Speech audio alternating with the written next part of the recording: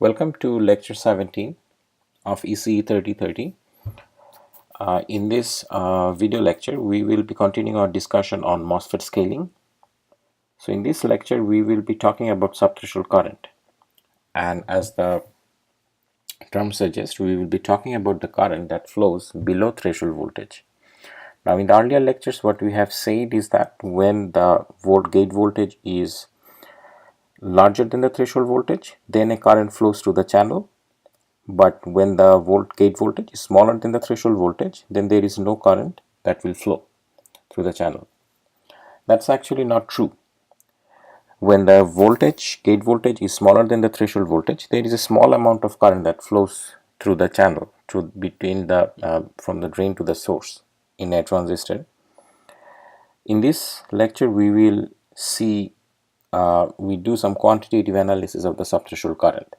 And the reason this subthreshold current is important is because as we are making our devices smaller, as we are scaling down the channel length of our transistors, this subthreshold current is increasing. So what we will be discussing today is covered in section 7.2 of the textbook by Chen-Ming Hu, and this chapter is available online at this website. All right. So what we have said is that we want MOSFET. We want to use a MOSFET as a switch, and when the gate voltage is larger than threshold voltage, in an ideal switch, we want a current to flow between the drain and source. And when the gate voltage is smaller than threshold voltage, it should be an open circuit between drain and source. There should not be current flowing through the MOSFET. And this is what the current voltage characteristic should look like for an ideal switch. So this is the desired current voltage characteristics for an ideal switch, and say this is for the drain voltage. Now, based on the square law model that we have derived in one of the previous lectures, the current voltage characteristics does not look exactly like this, but what it looks like that. So the threshold voltage is half a volt. Below the threshold voltage, the current is 0, and above the threshold voltage, the current starts increasing as we increase the gate voltage. So this is the equation that is the characteristic that we have derived. All right, so again, this is the same curve plotted here. So this is the threshold voltage. Now in reality, and this is the equation that we derived. Now if we do an experiment in a MOSFET and make a plot like this, where the drain current we plot not in the linear scale, rather in a logarithmic scale, what we will say is that below the threshold voltage, there is a small amount of current that is flowing through the device. And this current actually increases exponentially with gate voltage. Now the reason that experimentally we will not see this current here is because this is so small compared to these currents that this will look like 0. But if we plot the current in a logarithmic scale, only then we will see this current flowing through the channel below threshold voltage. So again, the purpose of this video lecture is to derive an equation for the subthreshold current. So let's start reviewing the MOSFET transport that we have seen in one of the earlier lectures. So this is the transistor with a gate voltage of 0 volts. Now if we increase the gate voltage, there will be depletion region. Basically there will not be holes in this depletion region. It will be repelled by the electric field. And as we increase the gate voltage, the depletion width will increase as long as the gate voltage is smaller than the threshold voltage. And when the gate voltage is equal to the threshold voltage, what we have said is that there will be minority carriers, which in this case are electrons, that will pile up at the oxide semiconductor interface here. And the important thing is that at threshold voltage, the way it's defined is that the density of these electrons this density of these electrons at this interface will be equal to the equilibrium density of holes in this region, which is equal to the doping density of here, just meaning that at Vg equals to 0, the hole density at this interface is equal to Na, but when we reach the threshold, then the electron density become equal to the doping density, meaning that the carrier tape has inverted at this interface, and that's what we call the inversion. Alright, so now if we increase the gate voltage further beyond the threshold voltage, the depletion width will no longer increase. Rather, what will happen is that the amount of electrons that we have at this interface will increase only at this point. Alright, so in our analysis of the subthreshold current, the way we have to modify our understanding is that when we are saying that below threshold voltage, this depletion region does not have any holes or any electrons. That's not actually true. As long as we have a gate voltage, there will be a small amount of electron that will pile up at this oxide semiconductor interface. This is very small compared to what we will have when the gate voltage is larger than the threshold voltage, but nonetheless there will be some electrons at this interface. And as we increase the gate voltage, although below threshold voltage, this amount of current, this amount of electrons, the minority carriers, will still be increasing, although it will be much less than what you would have above threshold. And those electrons actually cause this subthreshold current. Alright, so let's look at, let's do some quantitative analysis of the subthreshold carrier density. So here what we are plotting is the band diagram again.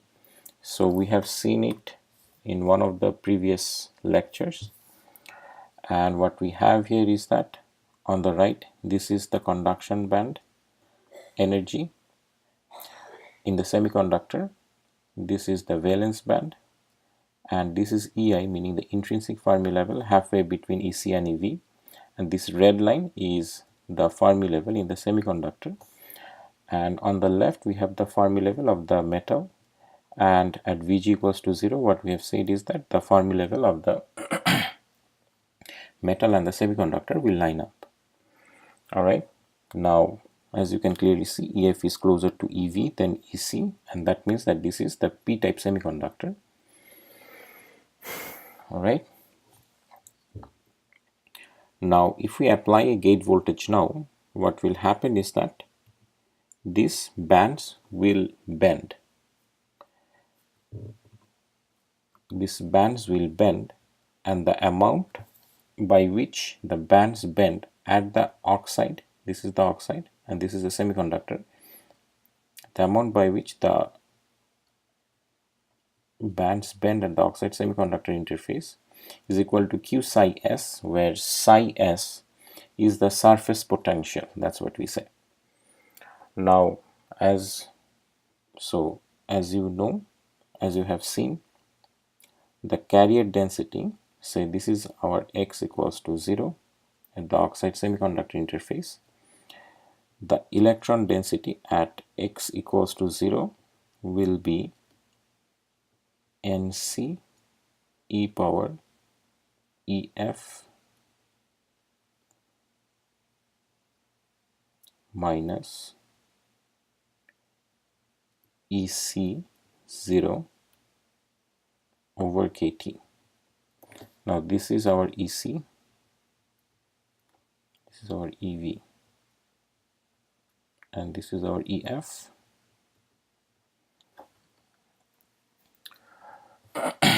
Now, what is the value of N when we do not have any electric field? And this is what we call N0. This is N0 is the electron density when the Vg equals to 0. And basically this is the N, the electron density when there is no band bending, basically away from the interface, away from the depletion region into the bulk of the semiconductor. And here the carrier density is Nc e power EF minus EC over KT. So EF over KT. So EC is the value of the conduction band energy, conduction band edge away from this interface, and this is equals to N naught, and as we have seen that N naught equals to Ni squared over Na. Okay, now what we have seen is that EC0 means the value of EC at x equals to 0 at this interface.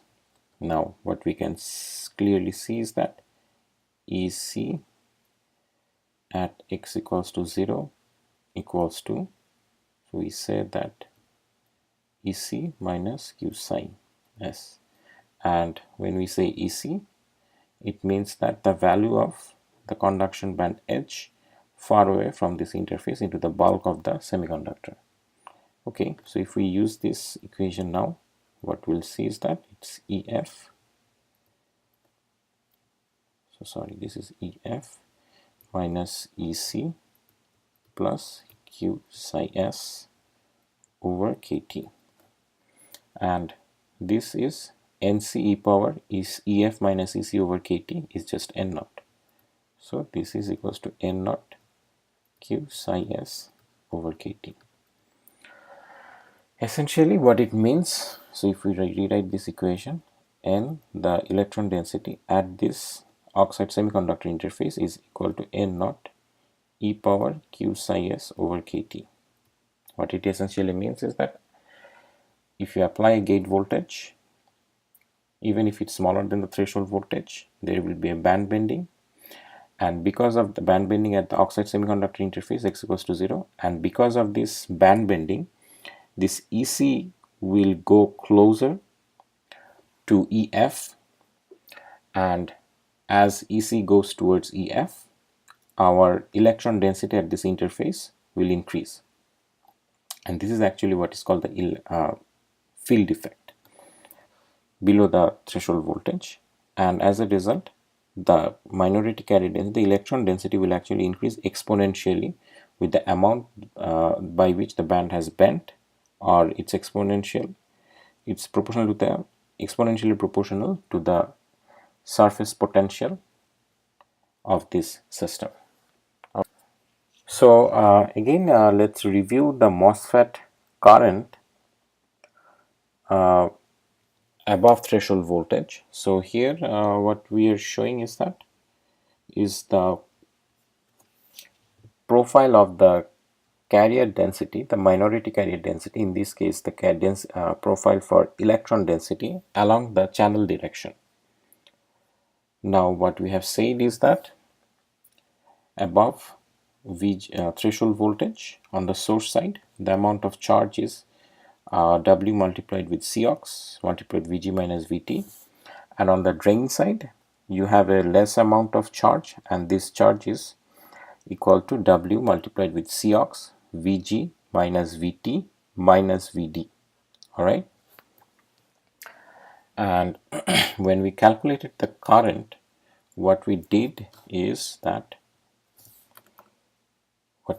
was this: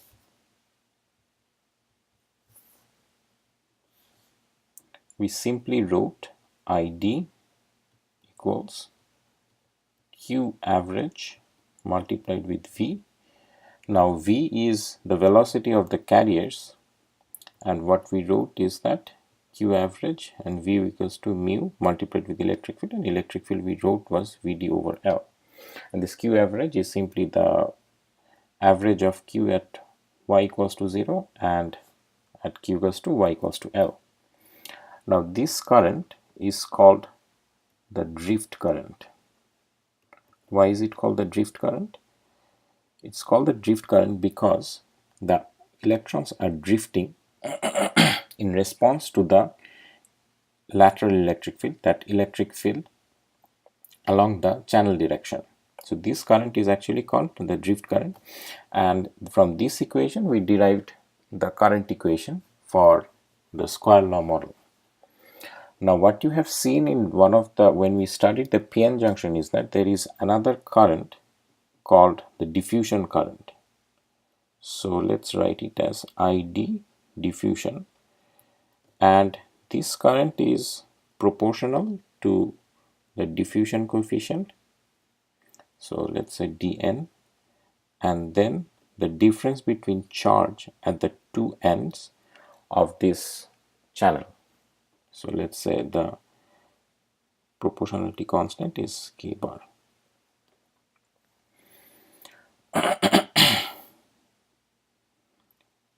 So important thing to note here is that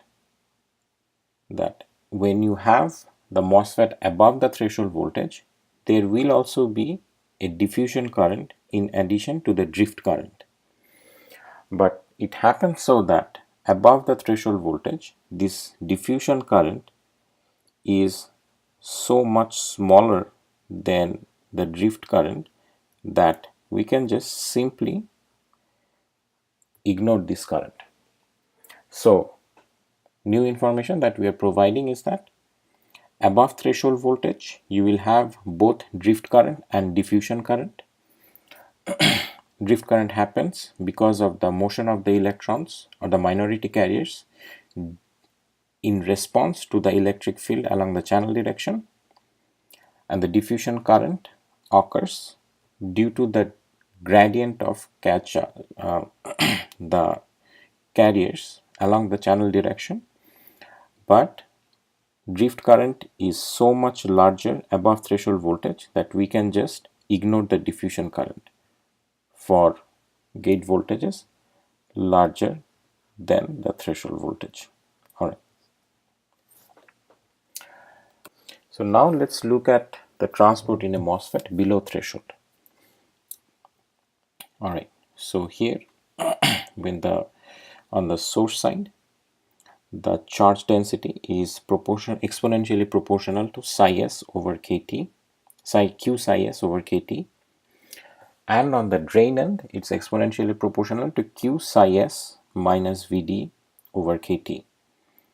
So the drain voltage changes the surface potential by psi s minus vd, changes the surface potential to psi s minus vd. So this is actually the surface potential at the drain end, and this psi s is actually the surface potential at the source end. So if the surface potential at the source end is psi s, the surface potential at the drain end is psi s minus vd. So just like we subtracted vd from vg minus vt for the above threshold case. Alright. So now let's first calculate the drift current. So the drift current is, let's say it's ID drift, and just like the previous case it will be Q average multiplied with V being the electron of the minority carriers, which is electron here, equals to Q average Vd over L. Okay, and then we have another component which is the diffusion current. So this is the ID diff, and we can simply write it's proportional to delta Q over L. And by looking at this equation of Q at y equals to 0 and y equals to L, this will become proportional to e power Q psi s over kt multiplied with 1 minus e power minus qvd over kt. So what we can write is this ID diffusion is equals to constant of proportionality. We can write it as I naught equals to Q psi s over kt multiplied with 1 minus e power minus vd over kt. Alright. Now it's interesting that unlike the case for above threshold, for the below threshold situation you can actually ignore the drift current, and the reason is that this Q average is very small because it's in the subthreshold region.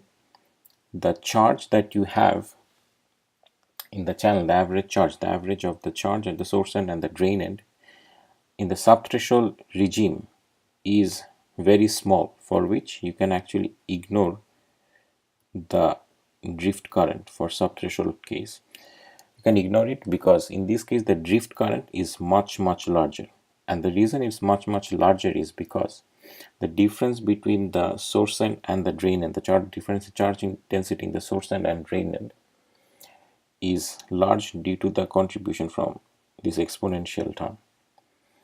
So again, in this case, below threshold, the diffusion current is much larger than drift current, for which we ignore the drift current, and as a result the drain current is solely contributed by diffusion current. This is different from the above threshold case where the diffusion current is actually small and drift current is much larger.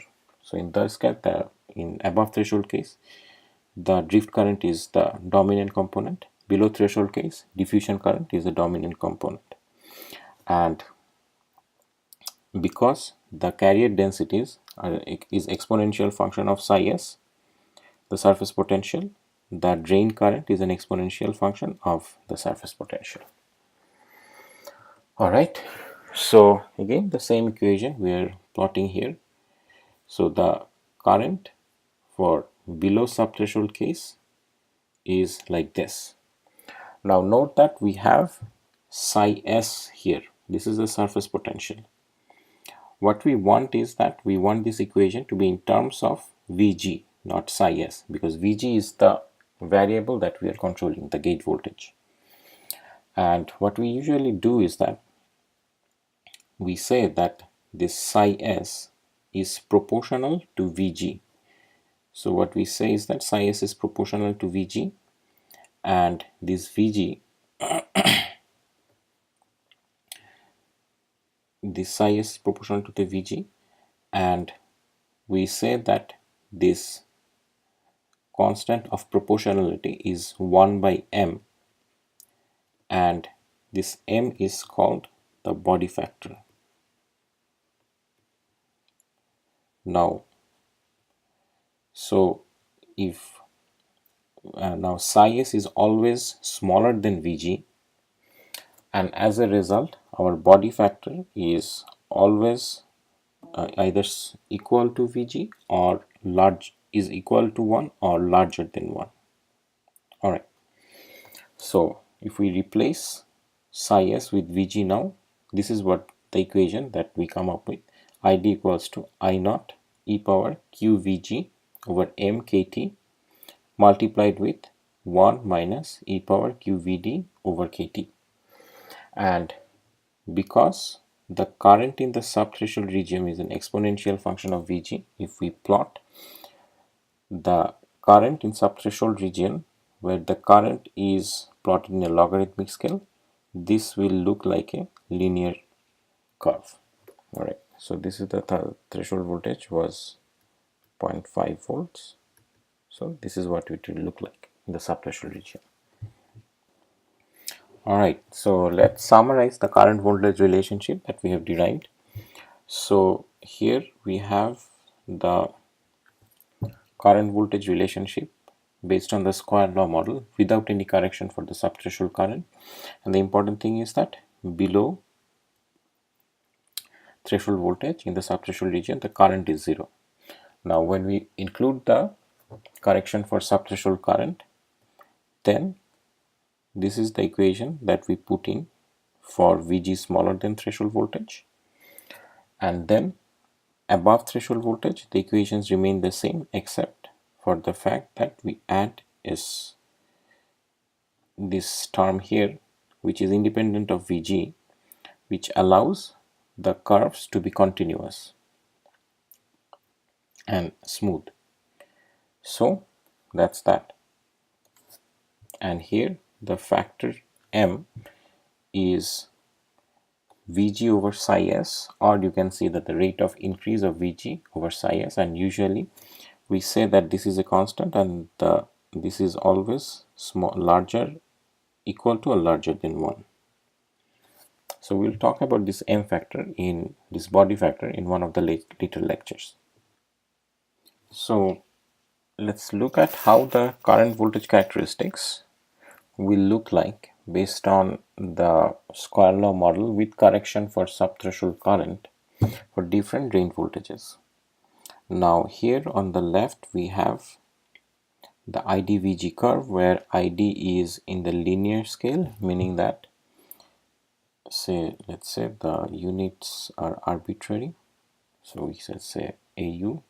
So this is 0, this is 1, this is 2, this is 3. And what the important thing is that below the threshold voltage, you won't be able to see the current below threshold voltage, because this subthreshold current is so much smaller than the currents above threshold voltage that it's not possible to see it in the linear scale of ID.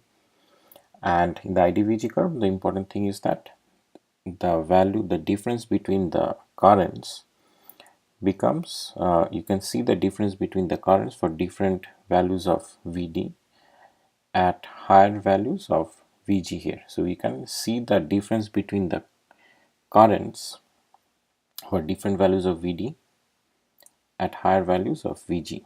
All right. On the other hand, if you plot the ID in log scale, so again let's say this is say 10 power minus 9, this is 10 power minus 5, this is say 10 power minus 1, and say this is 10 power 4. So if the scale is logarithmic, then what we will see is that these curves look like this. Now there are two important points to note here. So here there should be some difference of ID for different values of VD for high values of VG, and the reason is that there is this difference between IDs at larger values of VD. But what happens to the subthreshold current? Is the subthreshold current dependent on drain voltage or not? So what you can see from this equation is that the subthreshold current, the way it's dependent on drain voltage is through this factor 1 minus e power qvd over kt. Now what is interesting is that if Vd is larger than say 3 kt over q, then this qvd over kt becomes, so there should have been a negative sign here, is much smaller than 1, and as a result you can just say that this is equal to 0 when Vd equals to larger than 3 kt over q, and this 3 kt over q is of the order of 70 millivolts. Alright, so if the drain voltage is larger than 70 millivolts, this says that the subthreshold current becomes independent of the drain voltage. And as a result, what happens is that, for example, in these cases where Vd goes to 2 volts and 1 volts, the subthreshold current should be the same. So the subthreshold current is independent of drain voltage based on this analysis that we are doing here, and the current at above threshold voltage depends on the drain voltage like here, but in the subthreshold region the current is actually independent of drain voltage when the drain voltage is larger than 3 kt over q. Alright, now what we'll see in one of the later lectures is that in short channel transistors this is not necessarily true, meaning that in scaled small transistors the subthreshold current is actually a strong function of drain voltage. So this is what we'll see in one of the later lectures. Alright, so to end this video lecture, let's look at how a MOSFET characteristics is usually specified. So there are two specs that we usually put in terms of the current, the on current and the off state leakage. Now what we are showing here is the year. So this is the International Technology Roadmap for Semiconductors, pro projected by the International Technology Roadmap for Semiconductors, their projection for MOSFET performance. And it was done probably in 2002 or 3. And what it said was that as we progress towards more scale nodes, for example 32 or 22, what you will see is that they say that the on current will increase and the off current will also increase. Now, what does the on current and off current mean? So the on current means, so we have given a VDD. So this is the power supply voltage, and on current means that the value of current when the gate voltage is equal to 1 volt and the drain voltage is also equal to 1 volt.